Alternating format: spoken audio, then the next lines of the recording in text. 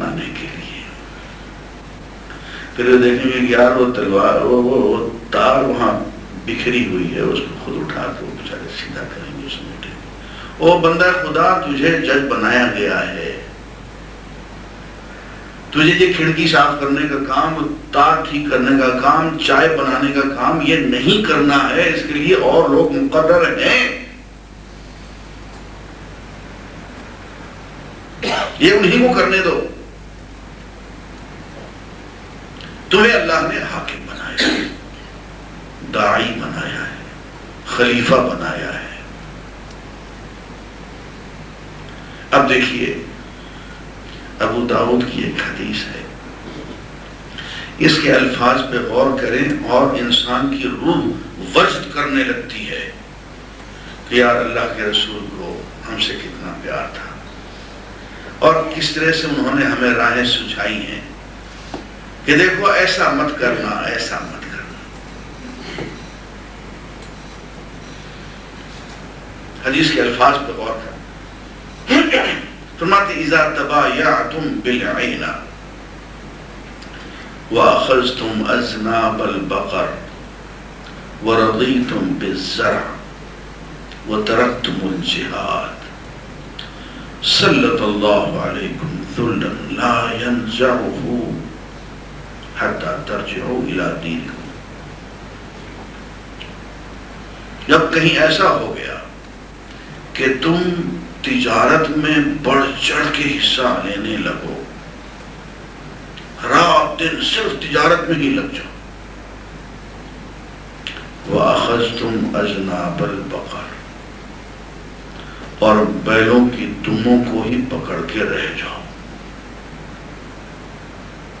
وَرَضِيتُمْ بِالزَّرْعِ، اور زراعت میں ہی من لگا لو.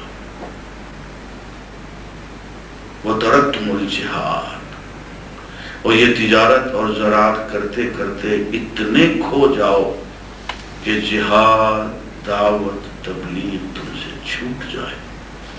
اگر ایسا ہو گیا سلط اللہ علیکم ذلا، اللہ تم پہ ایک ایسی ذلت مسلط کر دے گا، لا ینزعو، کہ اس ذلت کو نہیں ہٹائے گا، نہیں ہٹائے گا.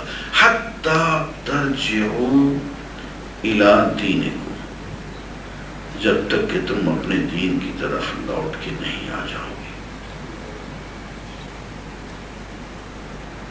اچھا، اگر آپ ادب کے طالب علم ہیں، دیکھیے حضور کی گفتگو میں کس قدر ادب کی چاشنی تھی اور کیا خوبصورت نقطہ آخری تھی. کہا یہ تھا کہ اگر تم نے تجارت میں، زراعت میں من لگا لیا اور اسی کے ہو کے رہ گئے اور اس میں کھو گئے، اور جہاد کو، دعوت کو تم نے چھوڑ دیا، تو تم پہ ذلت مسلط ہوگی.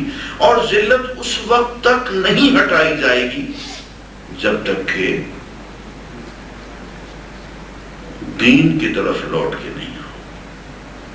بھئی چھوڑا تو جہاد تھا، دعوت کے عمل کو چھوڑا تھا، تبلیغ کے عمل کو چھوڑا تھا، تو کہنا تو یہ چاہیے تھا کہ جب تک کہ وہی دعوت کا عمل، وہی جہاد کا عمل، وہی تبلیغ کا عمل تم پھر سے شروع نہیں کر دو گے، تم سے ذلت نہیں ہٹائی جائے گی.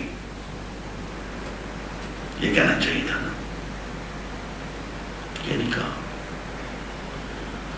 بلکہ فرمایا حتی ترجعوا الی دینکم، جب تک تم اپنے دین کی طرف لوٹ کے نہیں آؤ گے.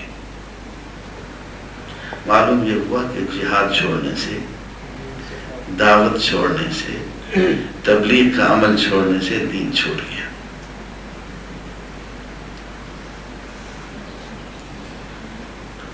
اب یہ بھی دھیان دیجیے کہ جن دو پیشوں کا ذکر حضور نے کیا ہے، ایک مہاجرین کا پیشہ تھا تجارت، ایک انصار کا پیشہ تھا زراعت. انہی دو کا، اور یہ دونوں پیشے حضور کو محبوب تھے، انہی دو کا ذکر کر دیا. پیشے تو اور بھی ہیں. معلوم یہ ہوا کہ یہ تجارت اور یہ زراعت اگر تو ہیں اللہ کے لیے، یہ کرتے ہوئے اگر تو آپ کی پرائورٹی نمبر 1 ترجیح اول اللہ کی ذات ہے، پھر تو یہ تجارت بھی عبادت، یہ زراعت بھی عبادت۔ بھائی عبادت ہی تو تھا کہ جب پتہ چلا کہ غزوہ تبوک میں ضرورت ہے تو عبدالرحمن بن عوف نے 900 اونٹ سامان کے لدے ہوئے بھیج دیے۔ پتہ چلا کہ اس لیے تجارت کر رہے تھے، اس دن کے لیے۔ سیدنا عثمان بن عفان نے 700 اونٹ اسلحے کے لدے ہوئے، سامان کے لدے ہوئے حضور کی خدمت میں پیش کر دیے۔ اب پتہ چلا کہ تجارت اس کام کے لیے ہو رہی تھی، یہ تیاری ہو رہی تھی۔ تجارت عبادت ہو گئی۔ اچھا یہاں ایک اور بات بھی میں عرض کر دوں،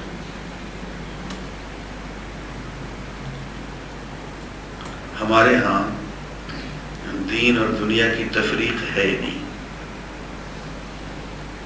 کوئی آپ خط نہیں کھینچ سکتے، کوئی لکیر لگا دیں کہ اس لکیر سے ادھر ادھر تو دین ہے اور اس لکیر سے ادھر ادھر دنیا ہے، ایسا نہیں ہے دوست۔ آپ دکان پہ بیٹھے ہوئے تو ہو سکتا ہے کہ دکان پہ آپ کا بیٹھنا عبادت ہو،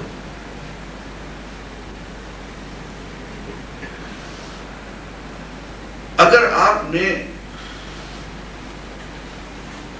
زندگی کے رخ کو ذرا سا سیدھا کر لیا ہے، قبلہ درست کر لیا ہے، بالکل ہی بات جو ہمارے بابا نے کہی تھی حضرت ابراہیم نے، انی وجہت وجہی للذی فطر السماوات والارض حنیفا، میں نے اپنا رخ اس ذات گرامی کی طرف کر لیا ہے، سیدھا کر لیا ہے جس نے آسمانوں اور زمین کو پیدا کیا، حنیفا، اور اس کی طرف میں یکسو ہو گیا ہوں۔ اگر ایسی صورتحال پیدا ہو جائے، رخ اگر سیدھا اس کی طرف ہو جائے، تو دوستو کوئی عمل ایسا نہیں ہے جو عبادت نہ ہو، پھر پوری زندگی عبادت بن جاتی ہے۔ بس ذرا سا یہ یہاں ایک شعوری عمل، ایک کانشیس پروسیس، ایک سولیلوکی، ایک اپنے آپ سے ایک خطاب، اور اس خطاب کے دوران رخ کا سیدھا ہو جانا، یہ ایک چھوٹا سا فیوز ہے جو اڑا ہوا ہے، اگر لگ جائے تو پورے گھر میں روشنی آ جائے گی۔ فیوز چھوٹی سی تار ہوتی ہے، اڑ گئی تو سب اندھیرا، لگ گئی تو روشنی۔